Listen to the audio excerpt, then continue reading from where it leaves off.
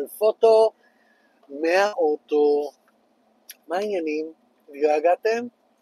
אז לי קוראים גלעד בן ארי, והיום אני מדבר על בינה מלאכותית, אבל באופן כללי אני רגיל לדבר איתכם על פוטותרפיה, על צילום, על יצירתיות. אני נוהג וחושב בכל רם על כל מיני דברים שקשורים לתחום העשייה העיקרי שלי, כצלם, כאמן, כמנחה, בכל התחומים האלה. טוב, זאת הייתה ההקדמה, וניכנס לתוך ההקדמה של הנושא שלנו היום. הנושא שלנו היום עושה כפי שציינתי בכותרת, בבינה מלאכותית, אבל לא בבינה מלאכותית כפי שנוהגים להשתמש בה בתחום הזה של צילום. שנייה. מה שאני רואה שקורה הרבה מאוד עם צלמים זה שבינה מלאכותית הפכה להיות כלי ליצירת צילומים. לא, זה לא צילום. צילום קורה עם מצלמה. אם אתה מצלם באמצעות בינה מלאכותית, אתה יכול לקרוא לזה הרבה מאוד דברים, כמו אומנות וכמו מורכבות ויצירתיות ועריכה דיגיטלית ובינתיות יצירתית ולא יודע מה. צילום קורה עם מצלמה. אם זה לא קרה עם מצלמה, זה לא צילום. אוקיי, זה היה הקדמה מה זה לא. אבל איך אפשר בכל זאת להפוך בינה מלאכותית לכלי עזר לצלמים? ואני עוד פעם לא מדבר על Generative AI ועל הרחבה ועל הוספה של חזיר בשמיים של עננות מקומית, אני מדבר על צלם נטו שעדיין עובד עם מצלמה. אז קודם כל, אני לא ממליץ אם לעבוד עם ChatGPT או עם Copilot או עם Gemini, כל אחד מהם טובים, להפך אני ממליץ תנסו עם כולם ותראו עם איזה אתם מסתדרים הכי הרבה ובאיזה נתן לכם את המגוון ואת התוצאה הכי מעניינת.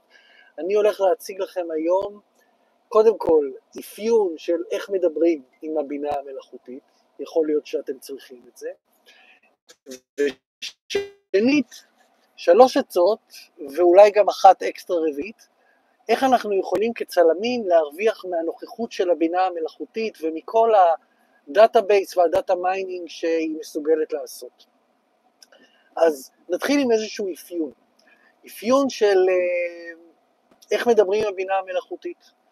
האפיון הזה קורה דרך 4 הגדרות בסיסיות.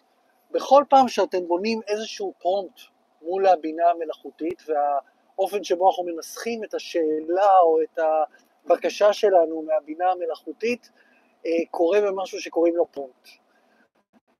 הפרומפט מתחיל מהגדרת מטרה. תגדירו מה אתם רוצים. צור לי תמונה, כמו במקרים הקלאסיים, או אני מבקש ניתוח של הצילום שאני מעלה, או אני מבקש לקבל הגדרה טקסטואלית כזו או אחרת, הגדרת מטרה. אפיון שני, הפורמט שבו אתה מבקש לקבל את התוצאה. תייצר לי 10 סיבות שונות למה. תייצר לי טבלה עם 5 סעיפים. אתה מגדיר את הפורמט. 3, אתה מגדיר מה אתה לא רוצה לקבל. אתה מגדיר מה מבחינתך יתפס כתוצאה לא רצויה, קלישאות, אל תספר לי ככה, אל תגיד לי דברים כאלה. אתה מגדיר מה אתה לא רוצה לקבל. 4, אתה מגדיר, רגע תנו לי לסדר את המחשבה, אתה מגדיר מטרה, אתה מגדיר את הפורמט, אתה מגדיר מה אתה לא רוצה לקבל, ואתה מגדיר את זה מתוך נקודת המבט וההיכרות של הבינה המלאכותית איתך. כלומר, אני מבקש להוציא מזה את הנתונים האלה והאלה שיעזרו לי בזה ובזה. הבינה המלאכותית מנהלת מולך קשר מתמשך. אז אתה מגדיר באיזה אופן הבקשה שאתה עושה עכשיו עוזרת לך במצטבר, מתכתבת עם משהו קודם שעשית. לא בהכרח זה רלוונטי בכל פעם שאתה מעלה פרומפט, אבל רצוי שתדע שאם אתה עובד הרבה מול הבינה המלאכותית על פרמטרים של צילום, אתה מכניס את זה לתוך הקשר שקשור לתהליך שאתה עושה מול הבינה המלאכותית. מה אתה רוצה להרוויח מהשאלה הזאת? אז כדי לסגור את המאפיינים, שוב, מטרה, הגדרת פורמט, מה אתה לא רוצה לקבל, והאופן שבו הבקשה הזאת מתכתבת עם העבודה המתמשכת שלך עם הבינה המלאכותית. אוקיי, הבנו איך להגדיר פרומפט. עכשיו, 3 עצות איך אתה יכול בתור צלם להשתמש בבינה המלאכותית כדי להרוויח את הידע שלה. אז הסעיף הראשון זה, אפשר לעלות לתוך בינה מלאכותית, ולצורך העניין בוא נקרא לה צ'אט GPT, אתה יכול לעלות לתוך הצ'אט GPT תמונה שלך, תעלה את התמונה, ולפי הפרמטרים והמאפיינים שהגדרתי, תבקש ממנה לעשות ניתוח לתמונה.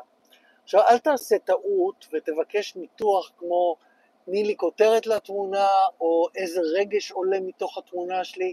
הלו, זה צ'אט GPT, זה בינה מלאכותית, היא לא באמת מרגישה, היא לא באמת יודעת לנתח תוכן. אני לא סומך על הבינה המלאכותית יותר ממה שאני סומך על עצמי, בלהסתכל על תמונה ולהגדיר מה אני מרגיש כלפיה, או במה היא עוסקת, או איזה מחשבות עולות לי. מזה אני לא צריך עזרה מבינה מלאכותית. אבל בינה מלאכותית בנויה עם 512 פרמטרים שונים של דאטה מיינינג מבוססי אסתטיקה. אסתטיקה, להבדיל מרגש ופענוח נרטיבי, זה מתמטיקה. ובבינה מלאכותית היא די טובה במתמטיקה. למה אני מתכוון מתמטיקה? כמות של אור וסוג של קומפוזיציה, וצמצם פתוח או סגור, ומהירות ריס מהירה או איטית, ואיזו גבוה או נמוך, וטקסטורה מחוספסת או רכה, עוד כל הפרמטרים האלה זה מתמטיקה, זה לא עניין של סובייקט של לטעמי זה מואר או לטעמי זה חשוב, זה עובדה, זה מתמטיקה. אז בתוך המתמטיקה הזאת אפשר לקבל ניתוח מעמיק מצ'אט GPT, כלומר להגדיר לו, אני מבקש לקבל מהתמונה הזאת ניתוח, שיגדיר, אמרנו פורמט, שיגדיר בסעיפים שונים, אתה יכול לבקש 10 סעיפים שונים, פרמטרים כמו צמצם, תריס, כמות של אור, סוג של קומפוזיציה, נקודת מדידת האור, גודל האובייקט, תנתח לי את הצילום הבא, אני לא מבקש לקבל התייחסות לרגש שעולה מתוך התמונה או לרעיון בתוך התמונה, כי אמרנו מה אנחנו לא מבקשים לקבל, ואני רוצה לעשות את זה כדי לקבל הסתכלות ארוכת טווח ומצטברת על התמונות שצילמתי ואני הכי אוהב, לפי פרמטרים שאני נוהג לחזור עליהם, החלטות שהצלם לוקח. אז הנה לקחנו דוגמה, איך צ'אט GPT יכול לנתח מתמטית צילום שצילמנו ואנחנו אוהבים, ולבנות לו איזשהו פרמטר מעמיק ב10 סעיפים של האופן שבו הוא רואה את צילום הזה. אחרי זה אפשר לעלות אליו תמונה נוספת שאנחנו נורא אוהבים, ולבקש ממנו להשוות בין התמונה החדשה שהעלית לבין הקודמת שהעלית, ולראות מה דומה, מה שונה, איזה פרמטרים חוזרים על עצמם, מה אתה נוהג לעשות, איזשהו ניתוח. ככל שיש דאטאבייס יותר גדול, הבינה המלאכותית עליך ועל התמונות שאתה אוהב לעשות, יש לה איזושהי הסתכלות רחבה שממנה אתה כבר יכול לקבל רפרנס מתמטי על ההחלטות שלך ועל הראייה הצילומית שלך. אוקיי, אז זה היה הפרמטר הראשון. קצת מורכב, אם לא הבנתם תאזינו שוב, אבל אני צריך לעבור הלאה. אגב, אני אעלה בבלוג מאמרים שלי של צילום מזווית אחרת, מאמר שבו אני אנתח ואתן דוגמאות מכל מה שאני רגע מגדיר בעל פה, אז אם לא הבנתם עד הסוף או שאתם רוצים העמקה לתוך ההסבר, אתם מוזמנים להיכנס לבלוג שלי צילום מזווית אחרת ולחפש את המאמר בנושא הזה. עצה שנייה. העצה שנייה בעיניי היא עוד יותר פרקטית, לאו דווקא לאופן שבו אתם מצלמים, אלא לביזנס שלכם כצלמים, לבניית המוניטין שלכם, לשיווק שלכם, לנוכחות שלכם ברשתות החברתיות. כנסו לצ'אט GPT ותבקשו ממנו להיכנס לתוך גלריות שאתם מחזיקים ברשת, לאינסטגרם שלכם, ל500 PX שלכם, לבלוג שאתם כותבים, לאלבום שאתם מעלים בפייסבוק, להיכנס ל3-4 כתובות אינטרנט שבהם אפשר לראות את העבודה שלכם. אתם יכולים לעבוד נקודתית רק לאינסטגרם. להיכנס לאינסטגרם שלכם ולנתח את העבודה שלכם. לנסות ולסרטט, לבקש ממנו, כן, לנסות ולסרטט את הבידול שלכם מחשבונות אינסטגרם אחרים. מה מאפיין אתכם כצלמים מבחינת תוכן, מה מאפיין אתכם כצלמים מבחינת אסתטיקה, איזה אופי יש לצילומים שלכם שאי אפשר למצוא בחשבונות אינסטגרם אחרים, לעשות ניתוח כזה, לבקש מ-ChatGPT שייתן לכם 15 עד 20 השטגים שאופיינים לעבודה שלכם ולא אופיינים לחשבונות אינסטגרם אחרים. כתוצאה מההשטגים האלה אתם יכולים לעשות copy-paste לתוך הפרסומים הבאים שלכם באינסטגרם, שיאפשרו לכם להיפתח לקהל חדש שלא נחשף בדרך העבודה שלכם ומחפש בדיוק את סוג העבודה כמו שלכם. אני יכול להעיד מהשימוש שלי שמעגלי החשיפה שלי התרחבו ב-15% אחרי שהתחלתי להשתמש בהשטגים ש-ChatGPT הציע לי. ואני אומר לכם את זה בהסתכלות של כל שבועיים, אני מרענן את הבקשה, כל שבועיים אני מבקש ממנו רשימה חדשה, אני מתחיל להשתמש ברשימה העדכנית, וכל פעם יש לי קפיצה של 15 עד 20% בכמות החשיפה לקהלים חדשים. התקדמות אורגנית, אני לא משלם לאף אחד כסף, אני לא קונה חשבונות מזויפים שהצטרפו אליי באינסטגרם, אורגני לחלוטין לקהל שמתעניין בסוג הצילומים שאני מצלם, מתעניין בסוג האומנות שאני עושה. אז זה יעיל, זה אפקטיבי, זה גם יעזור לכם לעשות סוג של מוניטיזציה עתידית מתוך האקאונט שלכם בחשיפה האורגנית שאתם מקבלים. אוקיי, עצה שלישית. העצה השלישית בעיניי היא החשובה ביותר, כי ChatGPT מחזיק דאטאבייס עצום של היסטוריית הצילום. צלמים לאורך ההיסטוריה, צלמים מפורסמים יותר, מפורסמים פחות, צלמים עדכניים של ימים אלה, וכל הדאטאבייס הזה הוא כמעט אינסופי. וכשאתם עכשיו כצלמים מחפשים לקבל השראה, אתם בדרך כלל לא עובדים לפי צלמים. אתם בדרך כלל פותחים חשבונות אינסטגרם כאלה ואחרים, נכנסים לגלריות כלליות כאלה ואחרות, יש לכם לחברים שלכם בפייסבוק, ברשתות החברתיות, ואתם נחשפים למה שאתם נחשפים.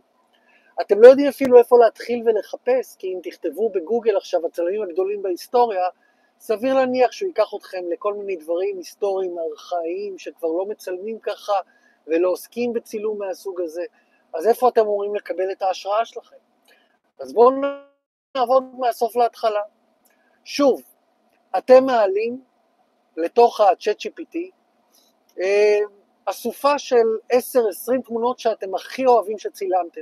אתם שוב יכולים להשתמש בחשבון קיים שלכם, של האינסטגרם, של הפייסבוק, רק תהיו ממוקדים. כלומר, אל תעלו 400-500 תמונות, כי בתוך האוסף הקולקציה הגדולה הזאת יהיו כל מיני תמונות שאתם לא חותמים עליהן שהן מהתמונות הכי טובות שלכם. אולי תמונות של הילד, אולי תמונות מאיזה טיול, אולי כל מיני דברים כאלה שאתם לא בהכרח רוצים שייצגו אתכם כצלמי אומנות. לכן אני אומר, תהיו ממוקדים, 15-20 תמונות שהן מבחינתכם הסוגת עילית של מה שיש לכם לייצר, הפורטפוליו שלכם. תנתחו באמצעות ChatGPT לאיזה צלם יש גוף עבודה שמזכיר את הצילומים האלה. כלומר, אתם מבקשים מ-ChatGPT להסתכל על הצילומים שלכם כאילו הם דומים לאחד מהצלמים המפורסמים שעבדו לאורך השנים. למי זה דומה, מי צילם בסגנון דומה, ממי אני יכול לקחת השראה שצילם באופן דומה, תנסחו את זה איך שאתם רוצים, אבל אתם עשויים לקבל רשימת שמות שבאיזושהי עבודת מחקר ספציפית עליהם, להיכנס לגלריה שלהם, לקרוא עליהם, על הסגנון עבודה שלהם, על הטכניקה שלהם, גם מול ChatGPT וגם לצאת מ-ChatGPT, חזרה לגוגל, עם השמות האלה, אתם עשויים לגלות משהו נורא משמעותי שיספק לכם השראה רלוונטית עבורכם. לא לכל עולם הצילום באשר הוא, אלא לסגנון צילום שלכם, לצילומים שלכם שאתם הכי אוהבים. תהיו ממוקדים באופן שבו זה משפיע עליכם. אוקיי, ועצה רביעית שלא קשורה בהכרח לאספקט שלכם כצלמים, אבל קשורה לאופן שבו בינה מלאכותית יכולה לעזור לכם, כמי שמצלמים כל הזמן. אז אני נתקל בלא מעט פוסטים ששואלים אותי בקבוצות, אותי, את כל הגולשים, אבל גם אותי, אנשים מצלמים פרח יפה ושואלים, איזה פרח צילמתי פה, מי יודע איזה פרח זה, או עץ, או שואלים באיזו תקופה של השנה החמניות פורחות בשדה הזה והזה, או מי יודע מי פיסל את הפסל הזה, או איזה בניין מעניין, מי יודע מי האדריכל שלו. כל מיני שאלות של ידע מבוססות על צילומים שלכם. שנייה לפני שאתם עושים ספאם של הרשת החברתית שלכם, תכניסו את התמונה ל-ChatGPT או לבינה מלאכותית אחרת ותשאלו אותה איזה פרח צולם פה, איזה מעצב ייצב את הבניין הזה ברחוב, לא יודע מה, בוגרשוב 32. תנסו להשתמש בבינה המלאכותית בבק אופיס, זה יעזור לכם לקבל הרבה מאוד אינפורמציה שלפעמים צילמתם ואתם לא סגורים עד הסוף מה מופיע בתוך התמונה. אז אלה היו 4 עצות כדי לסכם מה עשינו בסרטון הזה. התחלנו עם מאפיינים איך לדבר עם ה-ChatGPT כדי לקבל את התוצאות הטובות ביותר. אנחנו מגדירים מטרה, אנחנו אומרים באיזה פורמט אנחנו רוצים את התוצאה, אנחנו מסבירים ל-ChatGPT איזה תוצאות אנחנו לא רוצים לקבל, ואנחנו אומרים באיזה אופן זה מתכתב עם האפקט המצטבר של מה שאני עושה מול ChatGPT. אחרי זה אני משתמש ב-ChatGPT ב4 אופנים שונים. הראשון, אני מעלה תמונה ומבקש מ-ChatGPT לנתח את המתמטיקה של התמונה, כלומר מאפיינים טכניים של צמצם, תריס, אור, מדידת אור, דברים שהם לא עניין של דעתי, לא דעתי, אלא דברים עובדתיים לגבי איך שהתמונה נראית. אחרי זה אני משתמש במידע הזה כדי להצליב אותו מול תמונות נוספות ולקבל מאפיינים שחוזרים על עצמם בתמונות שלי.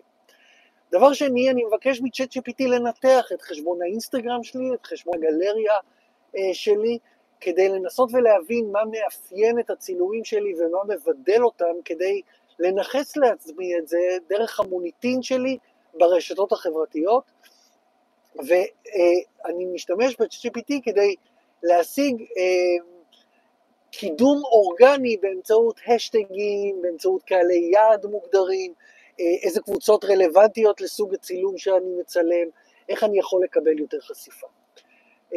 טיפ שלישי, להעלות ל-ChatGPT מקבץ של תמונות שאני מאוד מרוצה מהם כצלם, ולשאול איזה צלמים מפורסמים בהיסטוריה מצלמים בסגנון הזה, אני יכול לקחת מהם השראה כי הם מצלמים דומה לי, ולעשות תחקיר עומק כדי לקבל השראה מעמיקה יותר שרלוונטית לסגנון הצילום או לאופי הצילום שלי.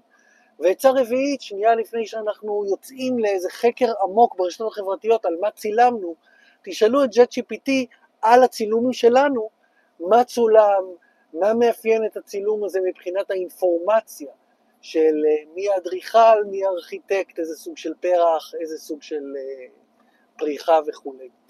אז כל הדברים האלה רלוונטיים עבורי כצלם שבונה את תפיסת עולמו, והם לא באים להחליף את העבודה הצילומית שלי מסוג של ChatGPT ייצור לי צילום שנראה כאילו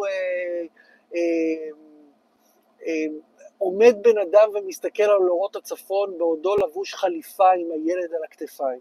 זה לא צילום. אני חושב שדיברתי מספיק. אם היה מעניין, מצוין, ואם לא, סיימתי. בהצלחה.